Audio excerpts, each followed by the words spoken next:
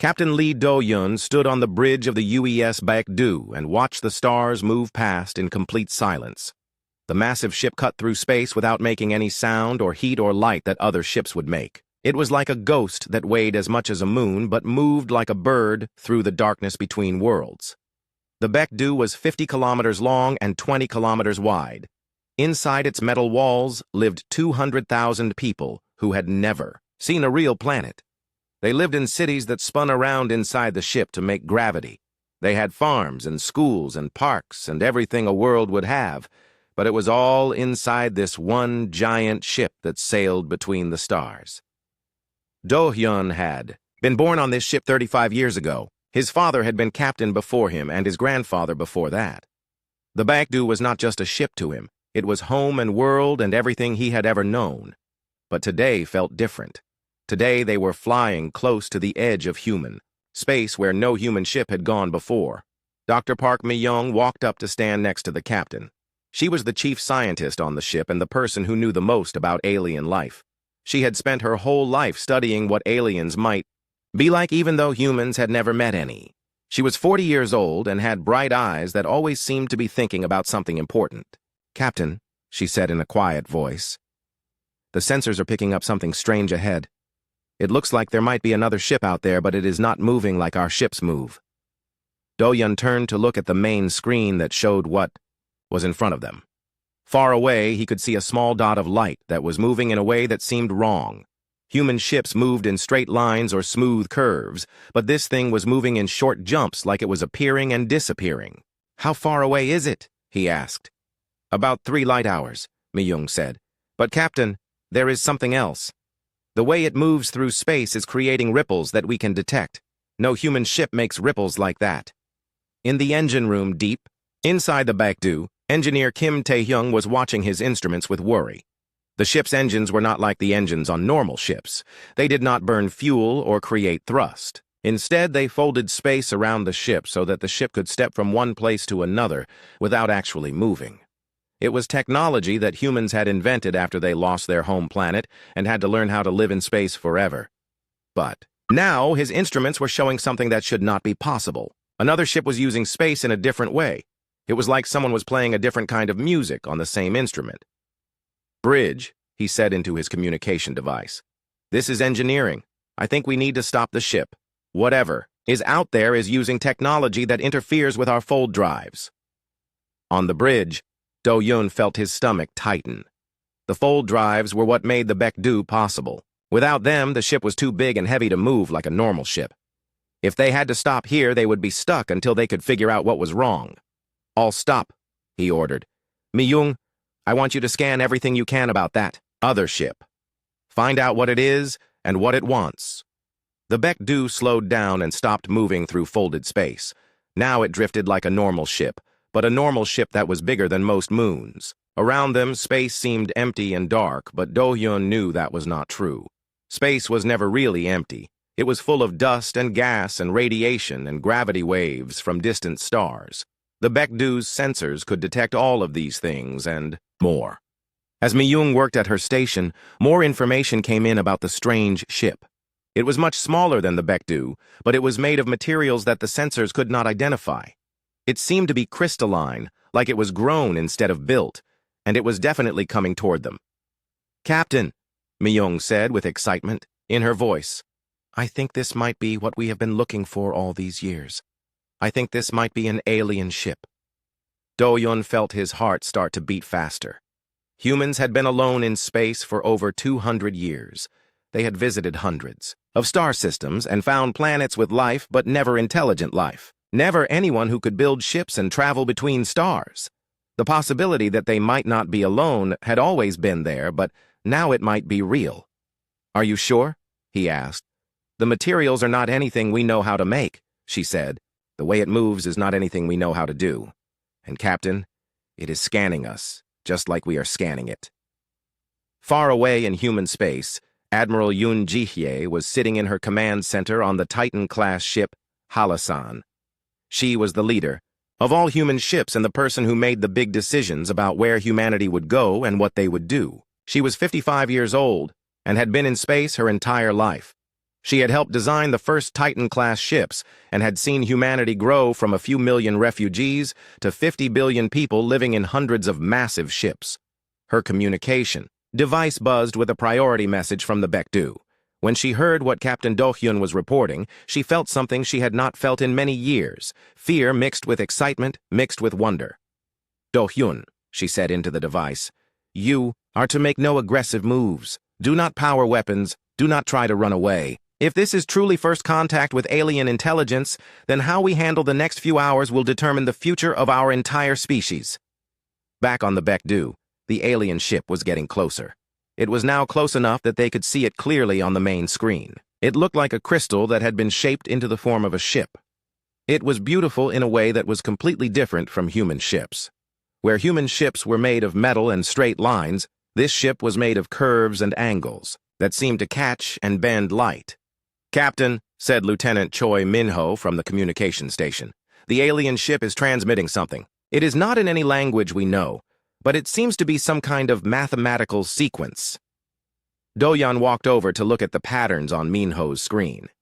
Even though he was not a scientist, he could see that the aliens were sending prime numbers, and then square roots, and then more complex mathematical ideas. It was like they were saying, "We are intelligent, and we want to talk." "Mi-young," he said, "can we send something back?" "I think so," she said. "Mathematics should be the same everywhere in the universe. Let me try sending them our own sequence." As Mi-young worked to create a response, Do-hyun thought about what this moment meant. For 200 years, humans had been wandering through space alone. They had built their giant ships and created their nomadic civilization, but they had always wondered if anyone else was out there. Now, they knew. They were not alone. The alien ship stopped moving when it received the human mathematical response.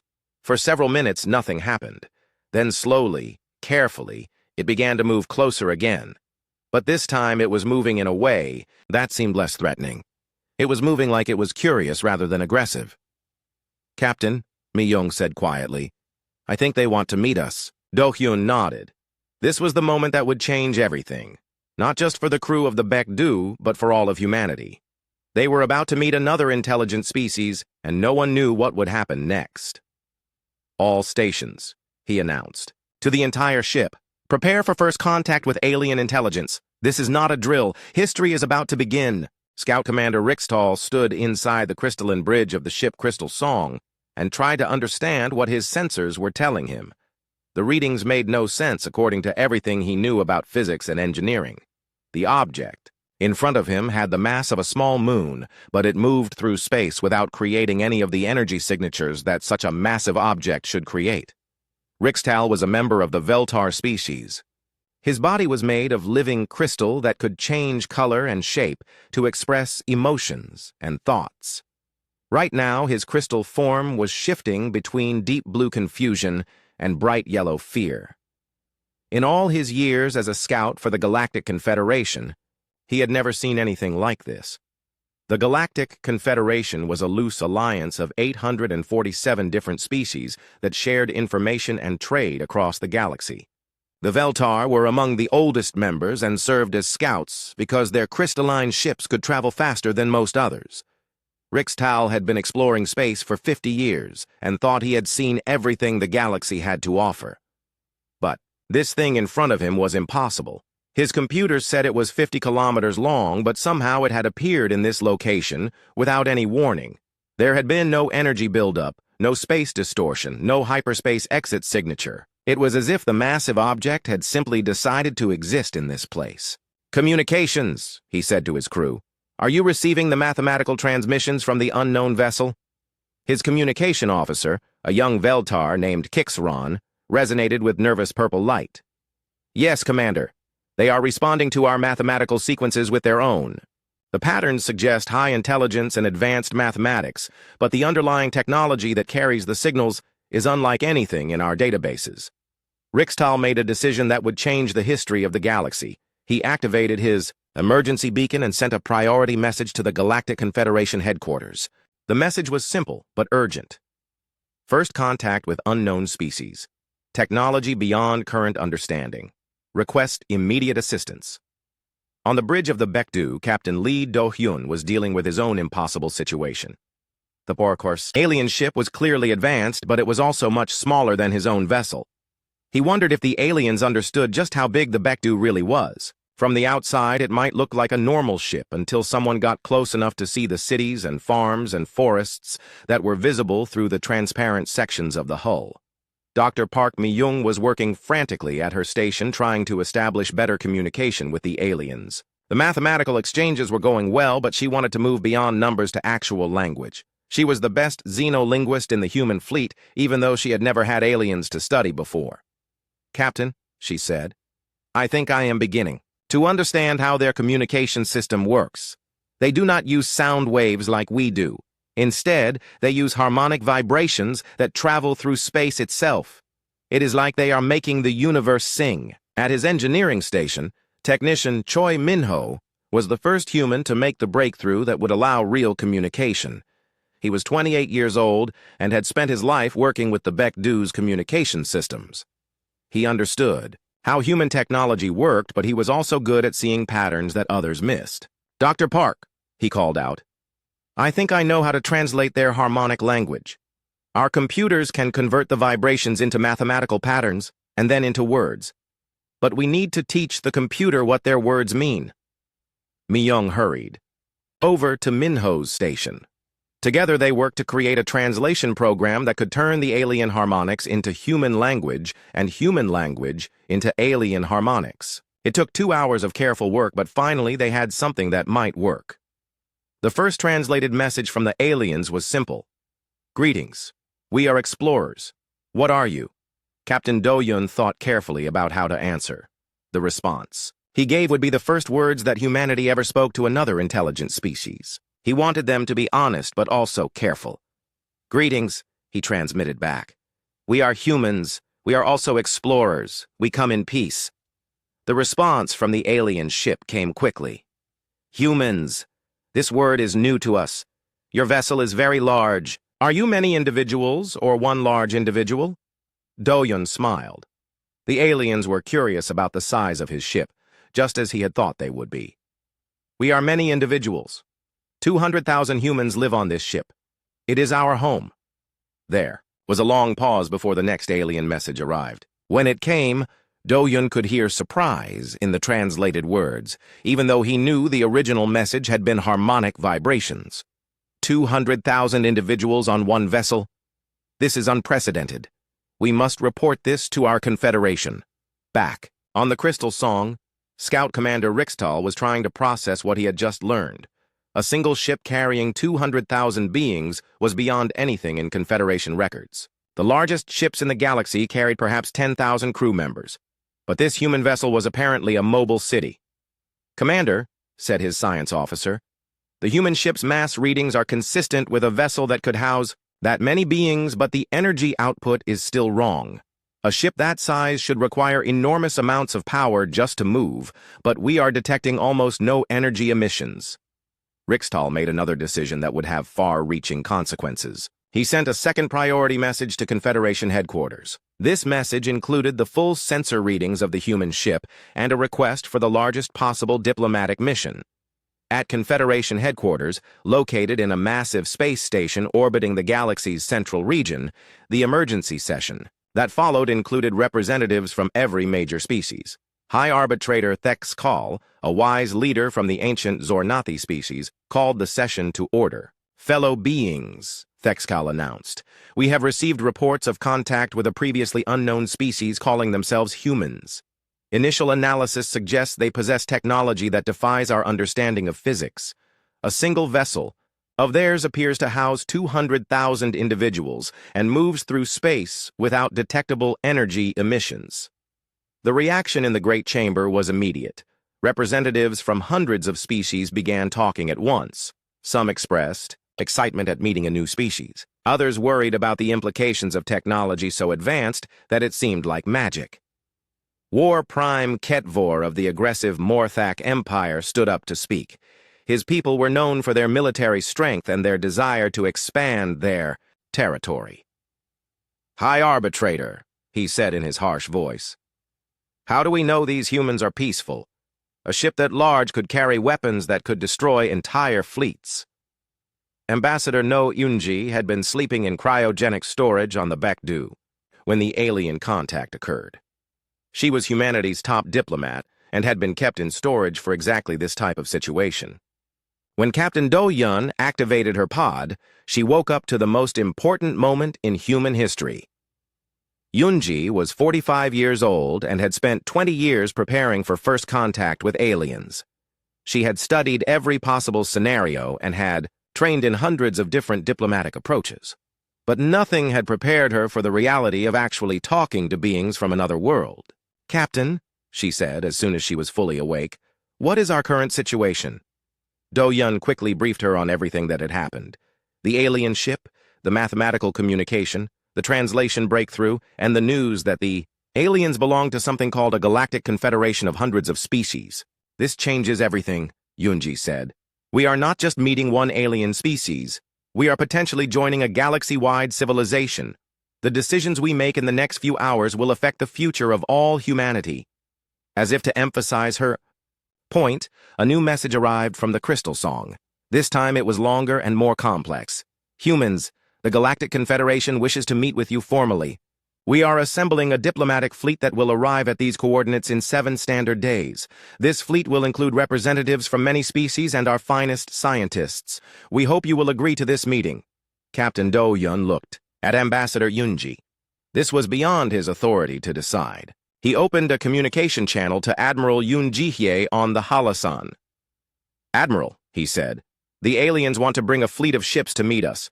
They say it will include representatives from hundreds of different species. Do we agree to this meeting?"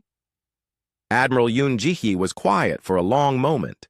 She was thinking not just about this one ship, but about all of humanity. The decision she made would expose human civilization to an entire galaxy of alien species. There would be no going back. "Yes," she finally said. "We agree to meet their diplomatic fleet. But Do Hyun, make sure they understand that we are not just one ship. Make sure they know that we are an entire civilization." Captain Do Yun transmitted the acceptance to the Crystal Song. Then he added something that would send shockwaves through the Galactic Confederation. "We agree to meet your diplomatic fleet, but you should know that the Baekdu is not alone. We will bring additional human vessels to this meeting so that you can see more of what humanity has achieved." The response from the aliens was immediate. "How many additional vessels?" High Arbitrator Thexacal stood in the Great Council chamber of the Galactic Confederation and watched as representatives from 847 species argued with each other in dozens of different languages. The news that the humans would bring 6 massive ships to the diplomatic meeting had created chaos throughout the galaxy. Thexacal was old, even by the standards of his long-lived species. He had been High Arbitrator for over 300 years and had seen the Confederation grow from a small alliance of 12 species to the galaxy-spanning organization it was today. In all that time, he had never seen anything that caused such excitement and fear at the same time. "Order," he called out in his deep voice that could be heard over all the other voices in the chamber. "We must approach this situation with wisdom, not panic." War Prime Ketvor of the Morthak Empire stood up again. His species was known for being quick to anger and slow to trust. "High Arbitrator," he said, 6 ships each carrying 200,000 beings means we are potentially facing a military force of over 1 million individuals. No single species in the Confederation has ever assembled such a force in one location. Dr. Velthara, the chief scientist of the crystalline Veltar species, shook her head in disagreement. Her crystal body shifted to a pattern of calm blue light as she spoke. "War Prime, you are thinking like a military commander instead of a scientist. The energy requirements for 6 ships of that size should make them impossible to build. Yet they exist. We are not facing a military threat. We are facing a technological miracle." Meanwhile, on the edges of known space, Scout Commander Rixtal was still watching the human ship Baekdu and trying to understand what his sensors were telling him. The past 7 days had been the most confusing of his career. Every time he thought he understood something about the human vessel, new data would arrive that made no sense. "Commander," his science officer reported, The human ship appears to be preparing for the arrival of their additional vessels. We are detecting minor space distortions in the area that suggest incoming ships, but the patterns are unlike anything in our databases. Rixtal was about to respond when space itself seemed to ripple around them. The stars appeared to bend and twist for a moment before returning to normal. When the distortion cleared, there were 5 more massive ships floating near the Baekdu. Each ship was different in design, but clearly built by the same technology. The newest arrival was even larger than the Baekdu, stretching almost 60 kilometers from end to end. Another was wider and flatter, like a floating city that had been stretched out across space. A third ship appeared to be mostly transparent, allowing Rixtal to see the internal structures that looked like forests and lakes and mountains. "By the crystal cores of our ancestors," whispered his communication officer. "How many humans are there?" On the bridge of the Baekdu, Captain Lee Do-hyun was greeting the other captains of the human flotilla. Captain Jang Si-woo commanded the A. Halasan, the flagship of Admiral Yoon Ji-hye.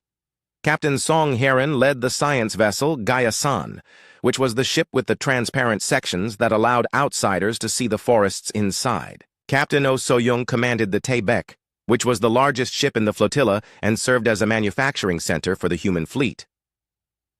"Welcome to First Contact," Do-hyun said to his fellow captains as they gathered in the Baekdu's main conference room. "The alien fleet should arrive in a few hours, and we need to decide how to present ourselves." Admiral Yoon Ji-hye appeared on the main screen, transmitted from her command center on the Halasan. "Captains," she said, "this meeting will determine humanity's place in galactic civilization.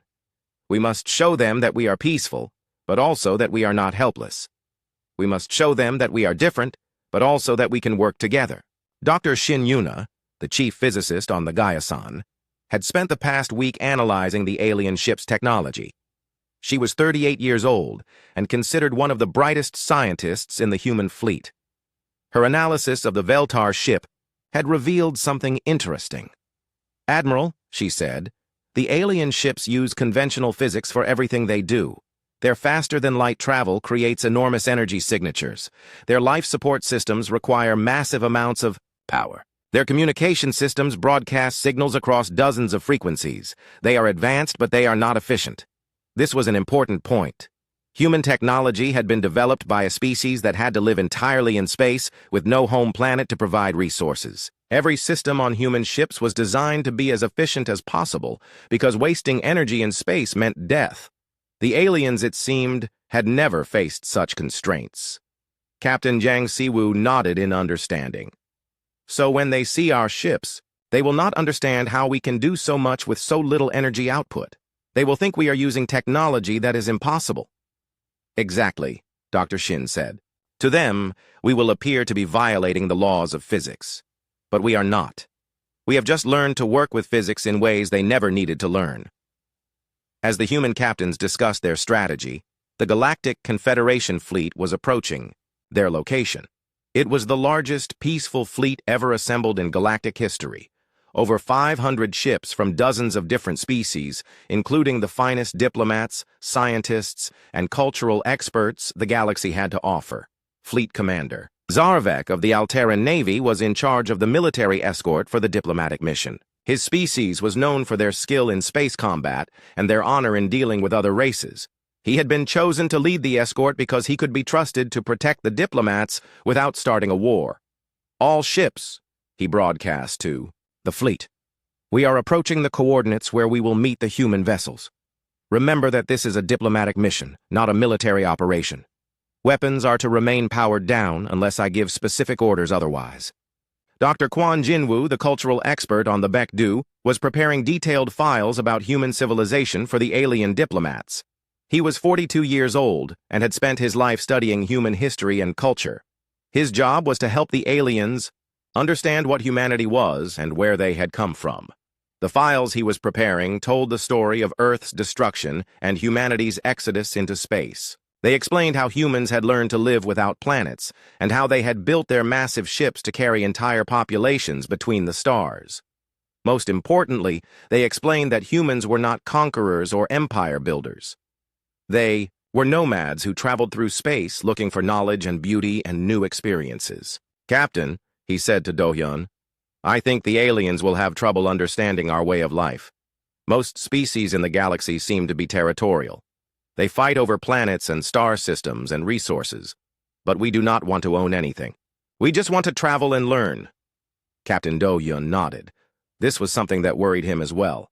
How do you explain to aliens that your entire species has chosen to live as nomads? How do you make them understand that you are not a threat because you do not want anything they have? The answer came from an unexpected source. Technician Choi Min-ho, who had created the translation system, made a suggestion that would change everything. "Captain," he said, "what if we show them instead of telling them? What if we let them see how we live?" Captain Song Hyerin understood immediately. "You mean invite them aboard our ships? Let them see our cities and farms and schools. Let them meet our families and children." It was a radical idea. No one had ever invited an entire alien fleet to tour their civilization before. It would make humanity completely vulnerable. If the aliens decided to attack, they would know exactly how human ships were organized and where their weak points were. But it would also be the ultimate gesture of trust and peace. It would show the aliens that humanity had nothing to hide and nothing to fear. Admiral Yoon Ji-hye made the decision. "We invite them aboard," she said. "We show them everything. We let them see that we are not warriors or conquerors. We are just people trying to make a life among the stars." As the Confederation fleet emerged from hyperspace and saw the 6 massive human ships waiting for them, the reaction was immediate and overwhelming. The alien ships spread out in a defensive formation even though their orders were to remain peaceful. The sight of so much mass concentrated in one location triggered instinctive fear responses in dozens of different species. Fleet Commander Zarvek stared at his tactical display and tried to process what he was seeing. Each human ship was larger than his entire fleet combined. If they were weapons platforms, they could destroy every Confederation ship in minutes. If they were troop transports, they could carry enough soldiers to invade entire star systems. But they were not acting like weapons platforms or troop transports. They were floating peacefully in space, making no aggressive moves, broadcasting diplomatic signals on all frequencies. They were acting like exactly what the humans claimed they were: homes for a nomadic species that had learned to live among the stars. "All ships," Fleet Commander Zarvek broadcast, "maintain defensive positions but do not power weapons. We are here to learn, not to fight." High Arbitrator Thex Kal, who was aboard the flagship of the diplomatic fleet, opened a communication channel to the human ships. "Greetings, humans." The main hangar bay of the Baekdu was larger than most space stations. When the alien diplomatic shuttles flew through the entrance, their pilots had to use their instruments to navigate because the far walls were beyond visual range. High Arbitrator Thex Kal looked through the viewports of his shuttle and tried to comprehend the scale of what he was seeing. The hangar was not empty space like most ship hangars. Instead, it was a carefully designed environment with artificial gravity, breathable atmosphere, and what appeared to be parks and gardens scattered throughout the vast space. Small vehicles moved through the air carrying people and cargo between different levels. It was not just a hangar, but a functioning city district built inside a spaceship. "By the ancient stars," whispered Ambassador Velkari of the Zephyrian Council as her shuttle landed on a platform that could have held 100 ships the size of hers. "This is not a ship. This is a world that happens to travel through space." Captain Lee Do-hyun was waiting to greet the alien delegates when they emerged from their shuttles. He had chosen to meet them in the hangar, rather than a formal conference room, because he wanted them to understand immediately that human ships were different from anything they had experienced before. Dr. Kwon Jinwoo stood beside the captain, along with Ambassador No Yoonji and a small group of other humans. They represented different aspects of human civilization: scientists, diplomats, engineers, teachers, artists, and families. Do-hyun wanted the aliens to see that humans were not just military personnel, but a complete society. "Welcome to the Baekdu," Do-hyun said as the alien delegates gathered around him. "This ship has been the home of my family for 4 generations. Today, it is honored to be the home of the first meeting between humanity and galactic civilization." High Arbitrator Thex Kal stepped forward. He was tall and thin, with skin that seemed to shift color in the light. His species was known for their wisdom and their ability to understand complex situations quickly. As he looked around the hangar, his skin shifted to a deep purple color that indicated amazement. "Captain Do-hyun," he said in careful but clear human language, "your translation systems are remarkable. I am speaking in my native tongue, but you hear it in yours. How is this possible?" Technician Choi Minho, who had developed the translation breakthrough, stepped forward proudly. "Hi, Arbitrator. Our computers analyze the harmonic patterns of your speech and convert them into mathematical concepts, then into our language. But the same process works in reverse. We can speak to you in our language, and you hear it in yours." War Prime. Ketvor of the Morthak Empire was studying the hangar with the eyes of a military commander. His species was aggressive by nature, but they were also practical. He could see defensive positions and choke points throughout the vast space, but he could also see that they were not being used for military purposes.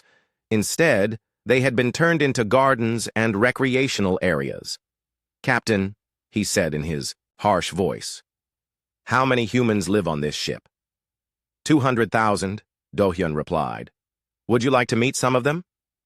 Dr. Kwon Jin-woo began the presentation that would change how the galaxy understood humanity.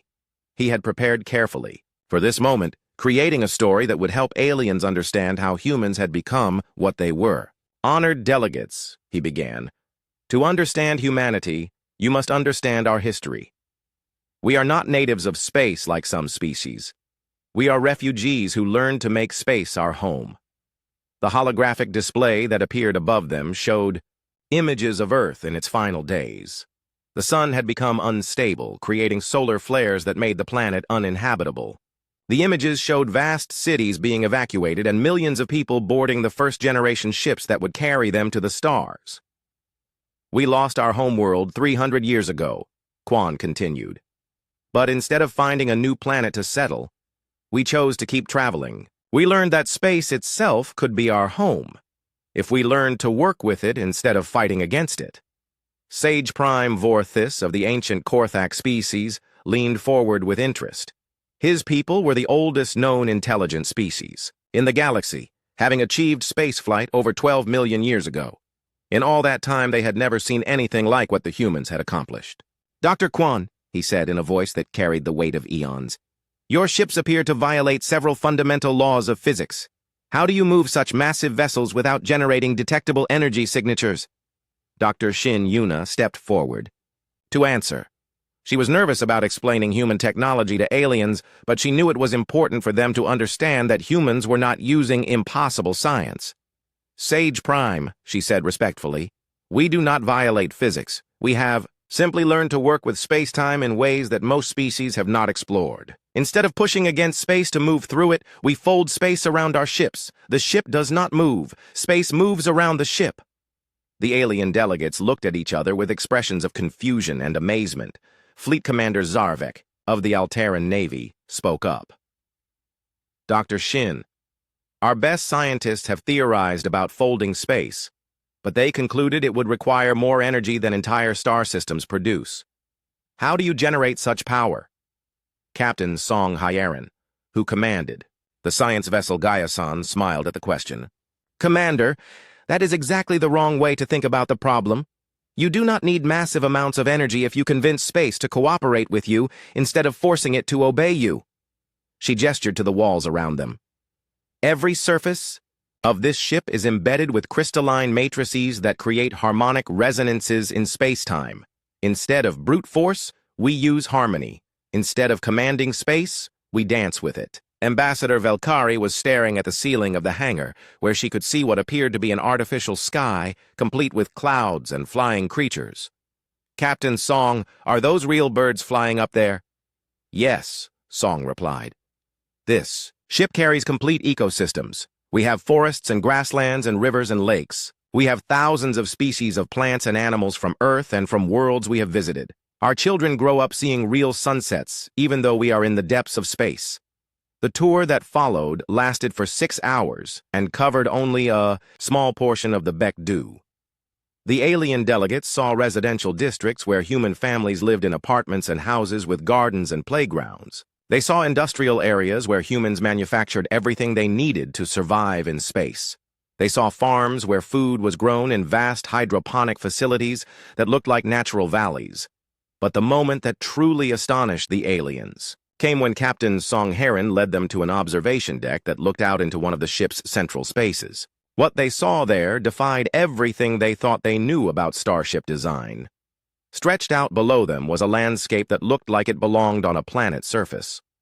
Rolling hills covered with grass and trees extended to the horizon. A river wound through the landscape, feeding lakes and waterfalls. In the distance, they could see a city with tall buildings and wide streets where people walked and vehicles moved. "This is impossible," breathed Dr. Velthara of the Veltar. "You have built a planet inside a spaceship." "Not built," corrected Captain Oh So-young of the T-Bike. "Grown. Everything you see here has evolved naturally over 3 centuries of space travel. We did not copy Earth. We let our new home become what it wanted to become." High Arbitrator Thexcal realized he was witnessing something unprecedented in galactic history. "Captains," he said slowly, "you have not just built ships. You have created a completely new way of life. You have made space itself into a home." The most dramatic moment came when Captain Song Hyerin demonstrated something that no alien had ever seen before. She activated a communication system that connected to the other 5 human ships in the flotilla. "Watch," she said to the assembled aliens as the main display showed the positions of all 6 ships in space. What happened next would be talked about in the Galactic Confederation for centuries to come. The 6 massive ships began to move toward each other in a carefully choreographed dance. Their fold drives created intersecting fields that allowed them to share the same space-time bubble. Slowly, gracefully, the ships began to merge into a single massive structure. Docking ports that had been hidden in their hulls extended and connected. Internal passages opened up to create corridors between the ships. The 6 separate vessels became one enormous construct over 300 kilometers long.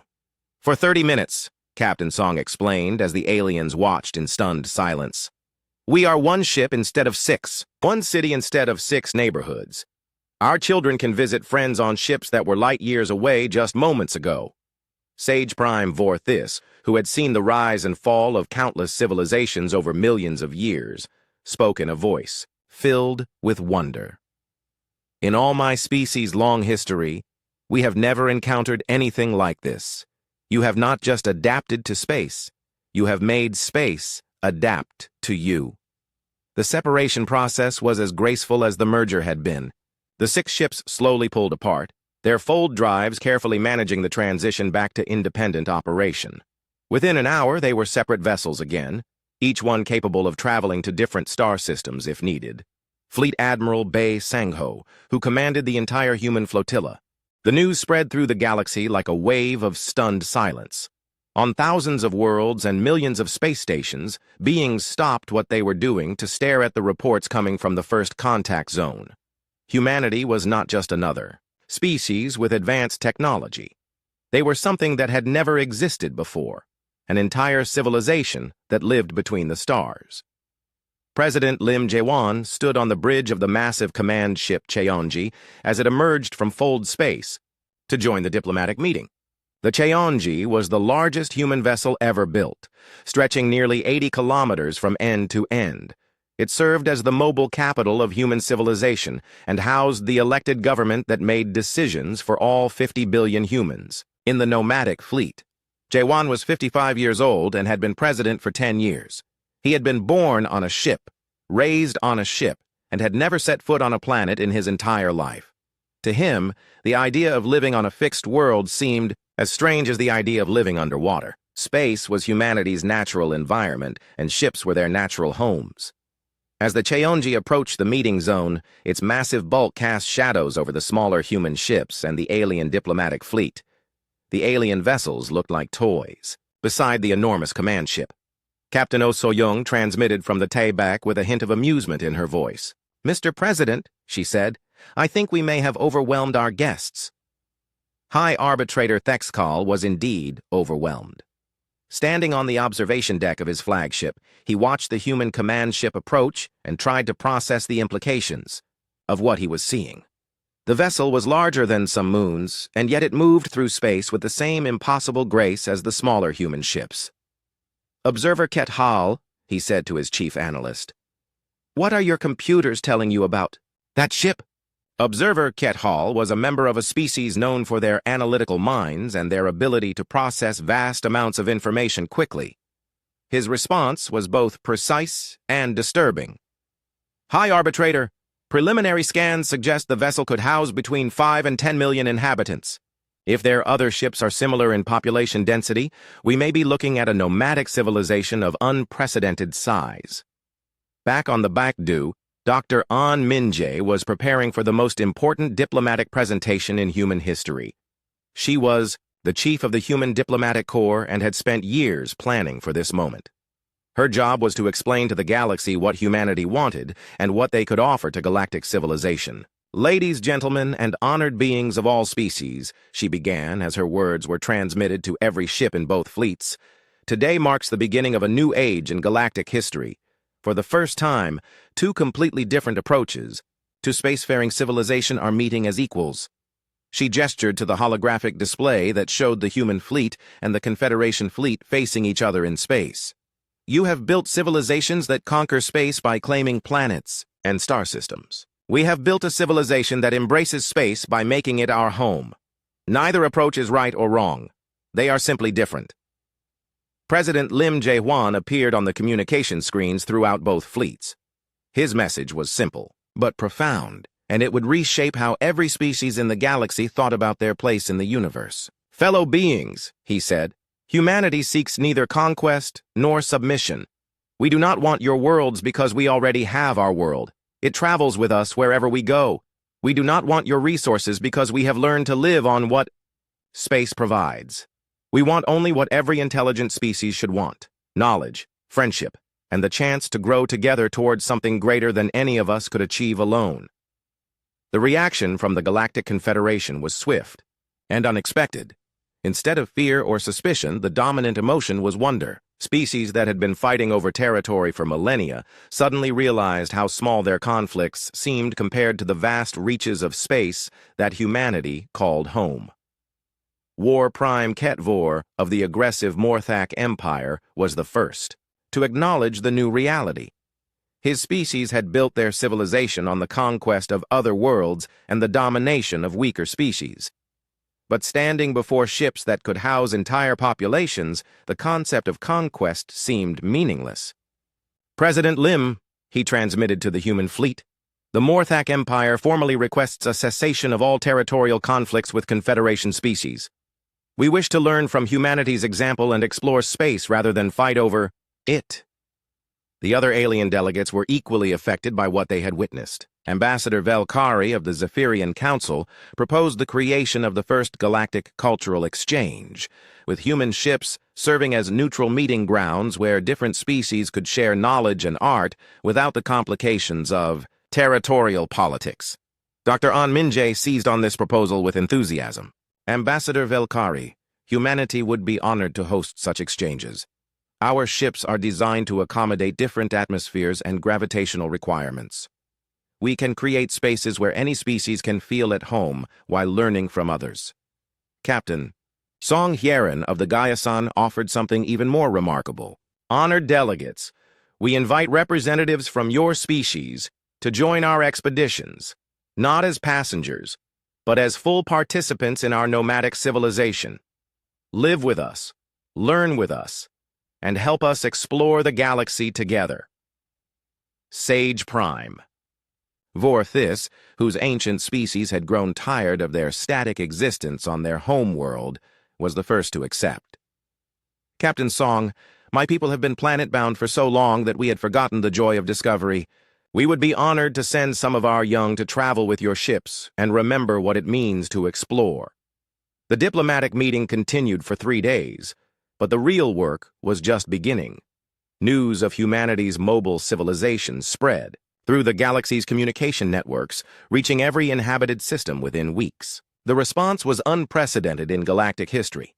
Dozens of species began redesigning their spaceships, inspired by humanity's example of living in harmony with space rather than fighting against it. The crystalline Veltar started experimenting with harmonic resonance drives similar to human fold technology. The aquatic Mercalni began building ships that could carry entire ocean ecosystems through space, but the most profound change was philosophical. For thousands of years, galactic civilization had been based on the idea that intelligence meant controlling territory. Species fought over planets and star systems because they believed that ownership of space was the measure of success. Humanity had proven that there was another way. They had shown that space itself could be home if you learned to work with it instead of against it. Their ships did not conquer the void between stars. They danced with it. Captain Oh So-young stood on the observation deck of the Taebaek and watched as alien ships from dozens of species practiced formation flying with human vessels. The sight would have been impossible just weeks earlier. Species that had been enemies for generations were working together, inspired by humanity's example of cooperation and harmony. "Captain," said her communications officer, "we are receiving requests from over 200 species to establish permanent cultural exchange programs. They want to learn our methods of space-based civilization." So-young smiled. This was exactly what humanity had hoped for when they first decided to make contact with galactic civilization. Not conquest or domination, but the sharing of knowledge, and the expansion of possibilities for all intelligent life. 6 months after first contact, the galaxy had indeed fallen silent, but not from fear. The silence was one of awe and contemplation, as hundreds of species reconsidered their relationship with space itself. The great wars that had raged for millennia came to an end as former enemies realized how petty their territorial disputes seemed in the face of an infinite universe waiting to be explored. High Arbitrator Thexcal issued a formal declaration that would be remembered as the founding document of the new galactic age. Let it be known throughout the galaxy that the arrival of humanity has shown us a new path forward. We hereby establish the Galactic Exploration Alliance, dedicated not to the conquest of space but to the exploration of its infinite possibilities. Let us learn from our human friends that the universe is not our enemy to be defeated, but our partner in the greatest adventure of all. Captain Lee Do-hyun stood once again on the bridge of the Baekdu, but now he was not alone. Beside him stood representatives from 12 different alien species who had chosen to join the human expedition as it continued its journey to the edge of the galaxy. The diversity of forms and minds working together would have been impossible to imagine just months earlier. "Navigation," he said to his mixed human and alien crew. "Set course for the galactic rim. Let us see what wonders await us in the spaces between the spiral arms." As the combined fleet of human and alien ships began their journey into uncharted space, they carried with them something more valuable than any technology or weapon. They carried a new understanding of what it meant to be alive in the universe. Space was not empty void to be conquered, but infinite possibility to be explored. The stars no longer looked down on a galaxy divided by fear and territorial ambition.